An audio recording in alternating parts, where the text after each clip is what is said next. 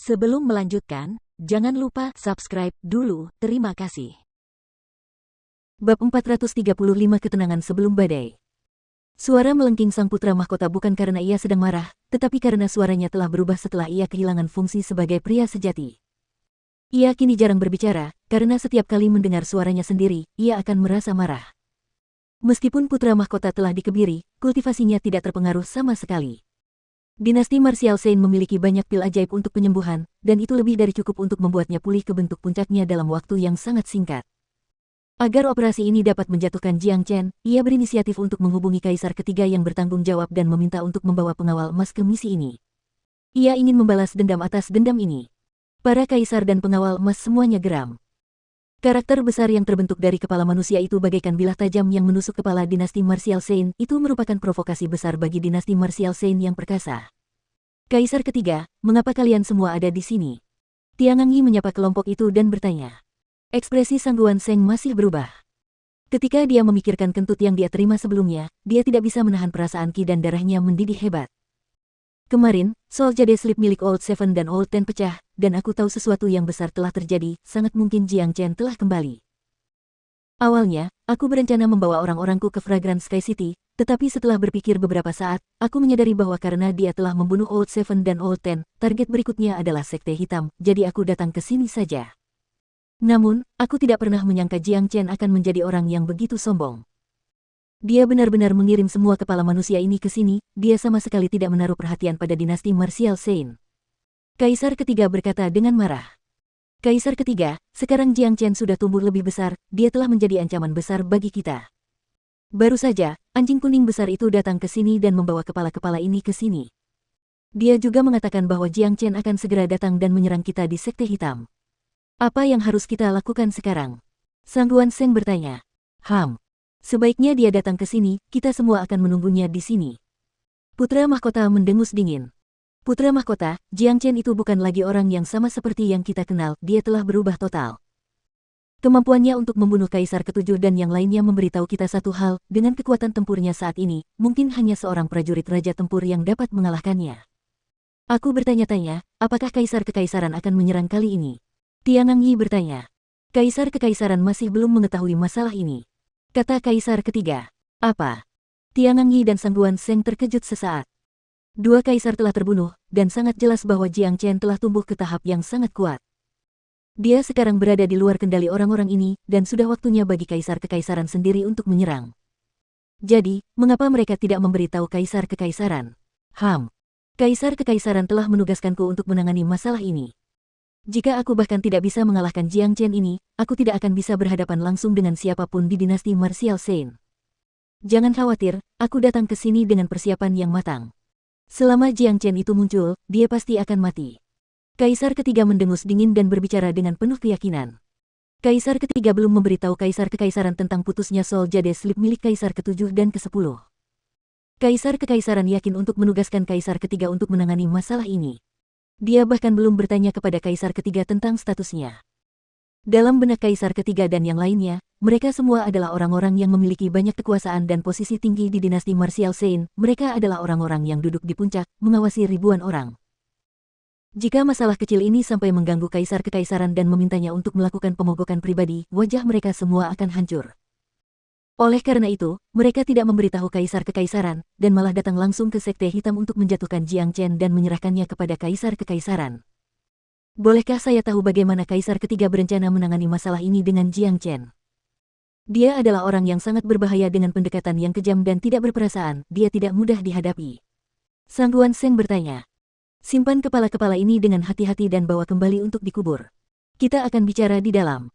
Setelah berkata demikian, Kaisar Ketiga terbang langsung ke area dalam Sekte Hitam.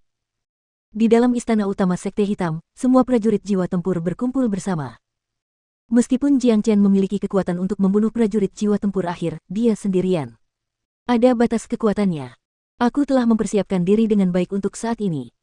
Kaisar Ketiga duduk di depan, dan dengan jentikan telapak tangannya, tombak yang bersinar dengan cahaya keemasan muncul. Tombak itu panjangnya 3 meter, dan ditutupi dengan simbol-simbol mistis.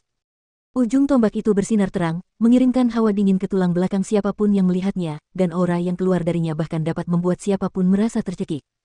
Senjata Raja. Sang Guanseng dan Tiangang Yi berteriak kaget. Namun, orang-orang lainnya tetap tenang, karena mereka sudah tahu tentang keberadaan tombak ini. Benar sekali. Tombak ini diberikan kepadaku oleh kaisar sebelumnya. Itu adalah senjata raja yang asli, dan itu sudah lebih dari cukup bagiku untuk menghadapi Jiang Chen.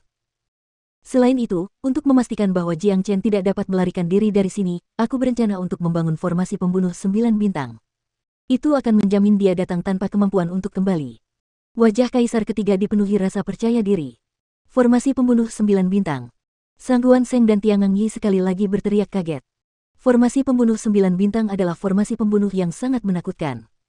Formasi ini membutuhkan 9 prajurit perkasa untuk mendukungnya, dan saat ini kami memiliki 7 prajurit jiwa tempur akhir di sini.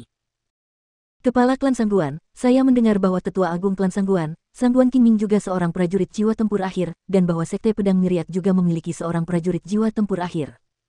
Saya ingin mereka datang ke sini secepat mungkin. Dengan ke-9 dari kita mendukung formasi pembunuh 9 bintang, bersama dengan senjata raja ini, bahkan jika Jiang Chen memiliki 9 nyawa, dia akan mati. Karena kita dapat dengan mudah menyelesaikan misi ini sendiri dengan ini, mengapa kita harus memberitahu kaisar kekaisaran? Kaisar ketiga memang sudah mempersiapkan diri dengan baik. Jika tidak, dia tidak akan datang ke sini setelah mengetahui bahwa Jiang Chen memiliki kemampuan untuk membunuh prajurit jiwa tempur akhir, karena itu tidak ada bedanya dengan mencari kematian. Baiklah, aku akan memberitahu tetua agung dan memintanya untuk segera datang ke sini. Sang Guanseng berkata. Tiangang Yi juga bersiap untuk memberitahu prajurit jiwa tempur akhir dari Sekte Pedang Segudang. Setelah mengetahui rencana kaisar ketiga, kekhawatiran mereka telah hilang, digantikan oleh kegembiraan. Kekuatan gabungan dari 9 prajurit jiwa tempur akhir, serta formasi pembunuh 9 bintang yang menakutkan dan senjata raja ini adalah kekuatan yang sangat tangguh. Kecuali seorang prajurit raja tempur menghadapinya secara langsung, tidak seorang pun akan mampu mengalahkannya. Tidak peduli seberapa kuat Jiang Chen, ada batas kekuatannya. Tidak peduli siapa yang menghadapi kekuatan tangguh ini, orang itu pada akhirnya akan mati. Oleh karena itu, bahkan jika Jiang Chen memiliki 9 nyawa, ia masih harus menghadapi kematian. Pada hari yang sama, berita tentang kembalinya Jiang Chen telah menyebar ke banyak tempat. Sosok besar dari kepala manusia membawa kekacauan besar ke benua timur. Semua orang tahu bahwa Jiang Chen yang kejam telah muncul, dan dia telah membunuh 2 kaisar serta wakil komandan pengawal emas dengan pendekatan yang menggelegar. Hasil ini memang mengerikan. Kekuatan yang dulunya adalah musuh Jiang Chen kini merasa beruntung, mereka senang karena mereka berhenti menjadi musuhnya pada waktunya. Jika mereka terus menyerang Jiang Chen, seluruh kekuatan mereka mungkin telah dihancurkan oleh Jiang Chen. Angin kencang menandakan datangnya badai. Banyak orang memperhatikan hal ini dengan saksama. Provinsi Qi sedang menghadapi bencana besar. Dinasti marsial Shen dan 2 negara adik kuasa dari Provinsi Jian telah berkumpul bersama. Semua orang bertanya-tanya bagaimana mereka akan menghadapi Jiang Chen. Keesokan harinya, di tengah malam, Jiang Chen tiba di Provinsi Qi. Tak lama kemudian, ia menemukan Big Yellow dan berkumpul kembali dengan kelompoknya. Chen kecil. Han Yan melangkah maju dan memberi Jiang Chen tepukan tangan yang besar. Kedua bersaudara itu akhirnya bersatu kembali, itu adalah momen yang membahagiakan. Saudara Jiang, banyak prajurit perkasa dari dinasti Shen bela diri tiba di Sekte Hitam kemarin. Kata Yu Zihan. Apakah kaisar kekaisaran juga datang? Jiang Chen bertanya apa yang paling dikhawatirkannya. Aku tidak yakin, tapi kurasa dia tidak ada di sini. Tidak ada aura raja tempur di antara semua prajurit perkasa itu. Kata Big Yellow.